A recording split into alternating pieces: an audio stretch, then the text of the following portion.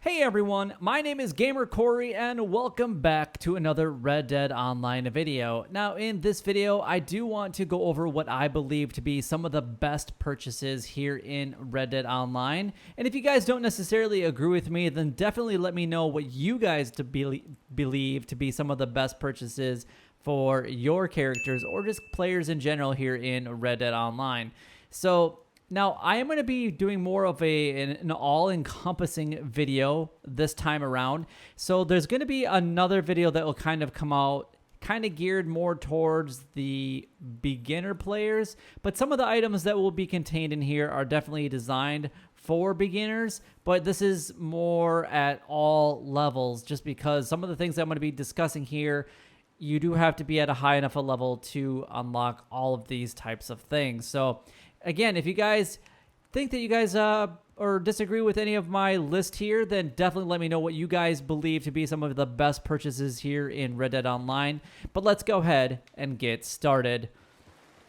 Now, before we actually do go ahead and get started, these are in no particular order, so I'm just going to kind of go down through them pretty much how I had listed them off.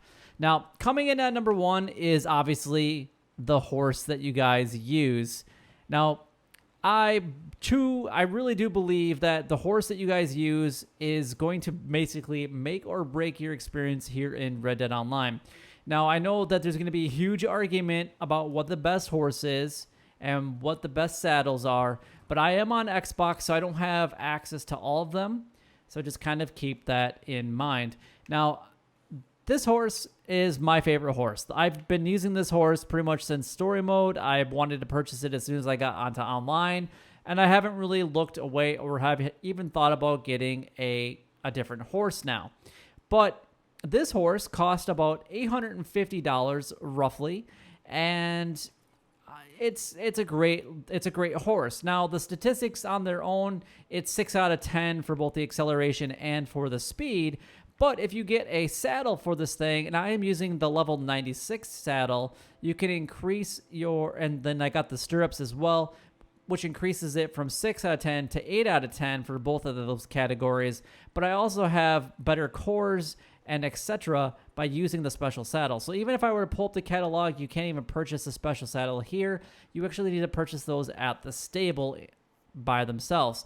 Now, there's a really good starting one, and that would be the alligator saddle that you can purchase, and I think it was roughly $250 or $350 or somewhere around that area. I can't remember exactly what that price was, but if you guys can afford it, even with a lesser horse, when you kind of upgrade your horse and kind of get to that ranking, then you can still keep that saddle, and it's going to help make your beginning horse even that much better. So a horse is going to be the best thing. Now, I know that there's going to be some discrepancies and, conflict with what people agree with here, but I believe that there's 3 best horses. And again, I love the Missouri Foxtrotter, so it's going to be number 1. Number 2 is going to be the Turcoman, and then number 3, the Arabian. Now, there are some other classifications in there that people might want to go ahead and bring up, but that is kind of what it is. So the horse and saddle definitely go hand in hand with each other. Now, the next thing is going to be the varmint rifle. Now, this thing, I have done so much hunting with this thing. It was one of my beginning weapons that I ever owned. It's great for birds. It's great for small game. It's going to maintain that perfect quality of whatever carcass or bird that you're shooting at. It's going to be. It's a must-have. You guys need to have it. I don't remember exactly how much this thing costs. I believe it was right around the $100 mark, and you do unlock it about level 10. If I going back and trying to remember exactly what levels everything is unlocked at is actually really, really hard. I should really develop a list so I could actually do that for you guys, so you guys know exactly when everything is unlocked. So this thing, yeah, there's really not a whole lot to say about it, but you just definitely need to have it. It just maintains the quality of what you're shooting as far as birds go, and then the small game, obviously, on the ground as well. Now, the next weapon that I do want to bring out on the playing field is basically like a bolt-action rifle or the Springfield rifle. Now, these things are these two, it doesn't really matter which one you guys go with. It's more of a personal preference. I do think that the Springfield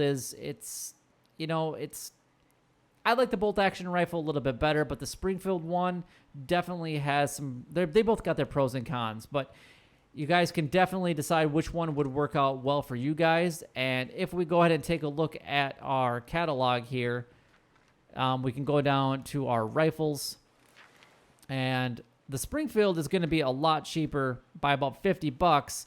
But in my honest opinion, if you're looking at the damage and all the other stats at the bottom, pretty much the only thing that the Springfield really does better at is, honestly, it's the damage. That is all that it really does a little bit better at. So I personally use the bolt action rifle. I bring it to PvP aspects. It's great for the big game like cougars, alligators, panthers, pretty much anything like that. It's a must-have in my book. Now, the next weapon that I do think that you guys should get is going to be a repeater. Now, you guys can go ahead and choose. You can choose the Evans repeater, which is the $300 one here, or you can go after the Lancaster. It's a little cheaper for the Lancaster, but honestly, I prefer the Lancaster, but that's just my honest opinion. The stats are, honestly, they're almost identical. If I'm looking at the stats just really carefully, to me it looks like the Lancaster beats it just by a very, very small bit. But again, this one comes down to more of a personal preference. And this is obviously based on the standard ammo that you would get for and use for the weapon that you can repurchase and whatnot during some of your PvP like Showdown or whatnot. So it's, again, completely personal preference when it comes down to which weapons and which categories that you guys are going to go ahead and have. Now, I don't really want to go over weapons because I actually have a top 5 weapons video out there, but those things are essential because I use these I use the repeater, I use the bolt action, and the varmint rifle. Those are pretty much my top weapons. Now, if I'm emptying some PvP aspect of it, obviously a shotgun does come into play, and I typically go after the repeating shotgun, or I actually will go after the sawed-off shotguns. And it just depends on what kind of configuration I'm going with, because I can actually dual wield sawed-off shotguns, or I can actually go after, a single shotgun with like 6 cartridges if I use the repeating shotgun. So really, it just depends on what your play style is again. But having like one good one and what you believe in each category is definitely going to be essential. Now, the next one that I do think that you guys should definitely go ahead and get for a really good purchase is actually going to be a fishing rod. Now, a fishing rod is unlocked pretty early in the game. I can't remember exactly what level, like level 5, somewhere around there. I don't remember exactly how much it costs, but I have definitely paid for my fishing rod time and time again. I'm not going to catch anything here, but I'm just kind of showing it off. This thing, definitely worth it. And you guys just buy it. You'll thank me later for it. Now, as far as the bait is concerned, there are basically certain ones that I'm going to recommend. Obviously, people can argue that, it's cheaper to get the river lure and the lake lure. That's fine. I prefer the special river, the special lake, and the special swamp lures, which I don't have the special swamp on me for some reason. But you can get those 3. I honestly only ever use the lake and the river. completely honest. I never fish in the swamp, so it doesn't really matter. The special spinner, definitely not worth it. It's only going to attract the smaller fish. It doesn't really go get the bigger fish, unfortunately. But this thing is a little bit more expensive than I care to admit. It's like $20, and I believe that in the catalog, you can actually buy the regular lures for like 10 times less than you can actually get the special lures for. But I like the special lures, and the reason honestly is for that is you never have to worry about losing them.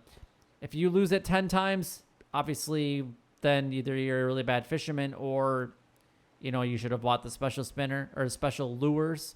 So it's, again, I'm not going to argue to anybody with that. It's just that I prefer the special one. I just don't have to worry about it ever again. It's like buying insurance. on something. Just that's how I look at it. It's just something for the future, just in case something completely goes wrong. Now, the next thing that I do have actually on my list here is the holster. So if we actually go into our catalog here and actually go under weapon accessories real quick, is actually getting a weapon holster. Now, this thing is really nice, and you can actually get one for really cheap. $10 is all it costs.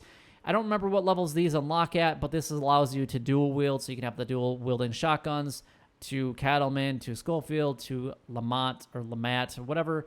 Basically, whatever weapon that you guys would like to dual wield as far as the top of your screen goes in the wheel. So, you know, basically up here, in this case, I have the Lamat revolvers, and I'm able to dual wield with them because of that holster. So definitely worth the $10 investment. I just can't remember what levels they are unlocked at. But even if you have to pay a single gold, then you know what? It might be worth it in the long run. Again, it kind of comes down to preference in it just comes down to preference. Now, the next thing that it's on my list is the ability cards. So we're going into a different category, and I'm not really going to like go into these like really big. Obviously, you can see which layout that I have, but it's actually upgrading the ones that you tend to use. Now, every play style is a little bit different. Just customize one playing style, upgrade them. You're going to spend a little bit of money. It's like $900 per card to upgrade it fully. So just kind of keep that in mind, because this is $3,600 just right here in ability cards. So it's not going to be a quick purchase. Plus, you need the experience points to get them, but it's definitely worth it in the long run. So this is my setup right now. I will have a future video on what I believe to be some of the best setups and kind of how to use them. So just kind of look forward and stay tuned to that at a later time. Now, the last but not least on my list is actually the wraps. You can kind of see them on my gun.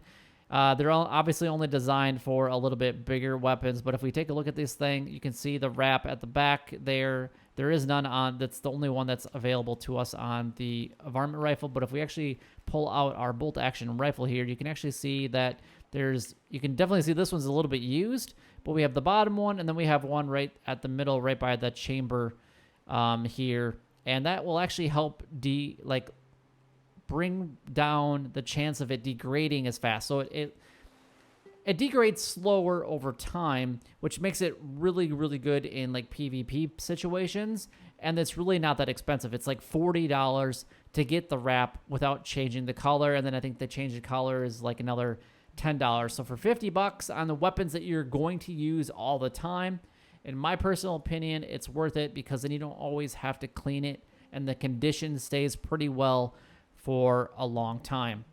So that kind of concludes the list that I have. I'm sure there are a lot of better and a lot of other purchases that are out there that people could really look forward to, but that is what is on my list. So again, if you guys have a different like top 5, top 10 list of best purchases in Red Dead Online, please go ahead and share them down in the comment section down below. And I would really appreciate that if you guys would do that. But if you guys did enjoy the video in any way, don't forget to like, comment, and subscribe down below. It would help me out a lot and is greatly appreciated. But until next time, YouTube, you guys keep doing what you're doing, because you're already doing it. And you guys stay gaming.